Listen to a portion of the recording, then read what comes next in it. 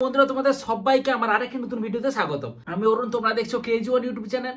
তো আর কিছুদিনের মধ্যে ফেব্রুয়ারি মাস আসতে চলেছে। তো সেই ফেব্রুয়ারি মাসে কোম্পানিগুলো নতুন নতুন কি রকম আপকামিং ফোন নিয়ে আসছে সেগুলো নিয়ে এই ভিডিওতে কথা বলবো। মানে ওপো বলো, রিয়েলমি বলো বা ওয়ানপ্লাস, তারপর স্যামসাং, আইকিউ, সমস্ত রকমের সমস্ত কোম্পানি নতুন নতুন লেটেস্ট ফোনগুলো নিয়ে আসছে এই ফেব্রুয়ারি মাসে। মানে এই ফেব্রুয়ারি মাসের এইসব কোম্পানি থেকে নতুন নতুন কি ফোন আসতে চলেছে সেইগুলো নিয়ে এই ভিডিওতে আলোচনা করব। তো যেগুলো এখনো আসেনি, জাস্ট আসতে চলেছে বা আসবে, যে ফোনগুলো নিয়ে বলবো সেই সবগুলো ফোনই প্রায় 90% ফোন বলতে পারো এই ফেব্রুয়ারি মাসেই লঞ্চ হবে। মানে ফেব্রুয়ারি মাসে আমাদের ভারতীয় মার্কেটে আমাদের হাতে চলে আসবে। চলো ভিডিওটি শুরু করি।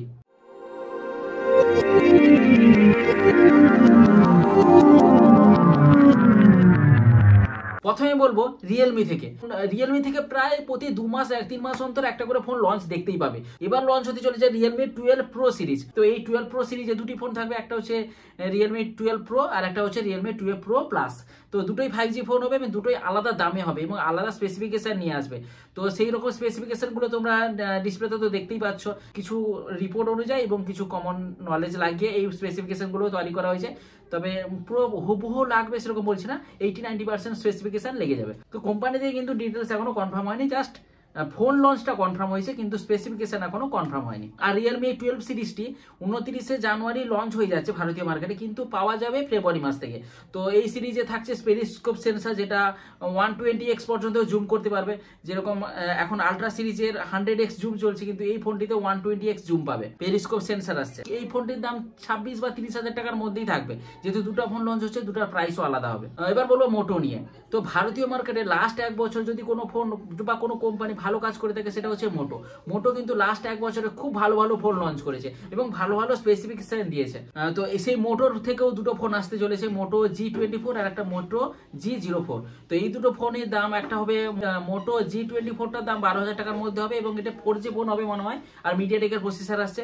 আর মোটো 04টা 10,000 টাকার মধ্যে হবে, এটাও 4G ফোন হবে। এটা মোটামুটি ইউনিসকের প্রসেসর আসতে চলেছে, মানে বাজেট ক্যাটাগরি, একবার যাদের লো বাজেটের ফোন দরকার তাদের জন্য এই ফোনটা আসছে। তো এবার বলবো ভিভো V30 সিরিজ। তো ভিভো এর মোটামুটি X100 সিরিজটা ভালো হিট করেছে ক্যামেরার জন্য। এবার ভিভো V30 সিরিজ আসতে চলেছে। ভিভো এর ভি সিরিজটা মোটামুটি ক্যামেরার জন্য বেস্ট হয়, তার এই ফোনটিও সেরকম হবে। V30 সিরিজ দুটো মতো ফোন লঞ্চ করতে চলেছে। একটাতে মিডিয়াটেকের প্রসেসর থাকবে, মিডিয়াটেক ডাইমেনসিটি 9200 প্রসেসর, আর একটাতে স্ন্যাপড্রাগনের 7 Gen 3 এর প্রসেসর থাকবে, এরকম আন্দাজ করা যাচ্ছে। এই ফোনগুলিতে কার্ভ ডিসপ্লে থাকবে আর ক্যামেরা তো মারাত্মক হবে। তোমরা ডিসপ্লে তো দেখতেও পাচ্ছ, ক্যামেরা খুব ভালো হবে।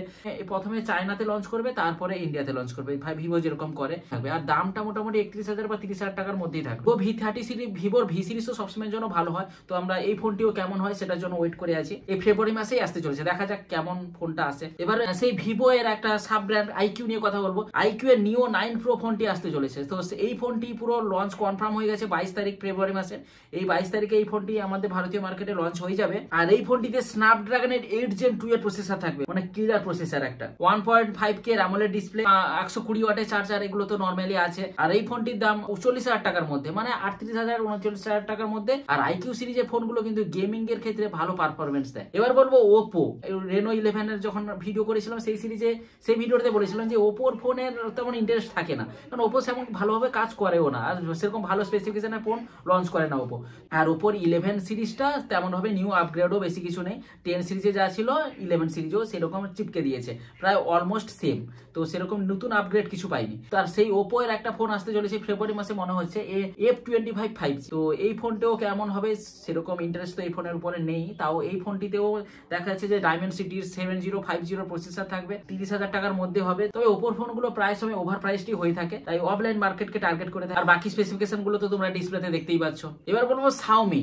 আপকামিং ফোন আসবে আর শাওমির নাম আসবে না, এটা তো হয় না। শাওমি একটা ফ্ল্যাগশিপ ফোন নিয়ে আসতে চলেছে, মানে ফ্ল্যাগশিপ ফোন শাওমি 14 প্রো। তো এই ফোনটি যদিও ভারতে আসার কোনো গ্যারান্টি নেই, তবে মনে হয় ভারতে চলে আসবে, তবে চায়নাতে আসবে এটা ফিক্সড। তো এই ফোনটিতে 2K ডিসপ্লে থাকে, স্ন্যাপড্রাগনের 8 Gen 3 এর প্রসেসর থাকবে, তারপরে হাইপার ওএস আছে, যেটা শাওমির নতুন ওএস হাইপার ওএস। এই ফোনটি একটি ফ্ল্যাগশিপ ফোন, যেহেতু আগে বললাম, তাই 70,000-71,000 টাকার কাছাকাছি বাজেট যেতে পারে। তারপর নতুন একটি কোম্পানি, সেটা হচ্ছে নাথিং। নাথিং এর দুটো ফোন বেরিয়েছে, নাথিং 1 আর নাথিং 2। তবে নাথিং 2টা ওভার প্রাইসড ছিল, তাই অনেকে এই ফোনটি পছন্দ করেনি। সেই জন্য তার বাজেটকে 30,000 টাকা বাজেটে টার্গেট করার জন্য নাথিং এর একটা ফোন নিয়ে আসতে চলেছে। Nothing 2A। তো এই ফোনটি আশা করি সেই 2 এর থেকে একটু লাইট ভার্সন হবে, আর সেরকম বাজেটেও যাবে না।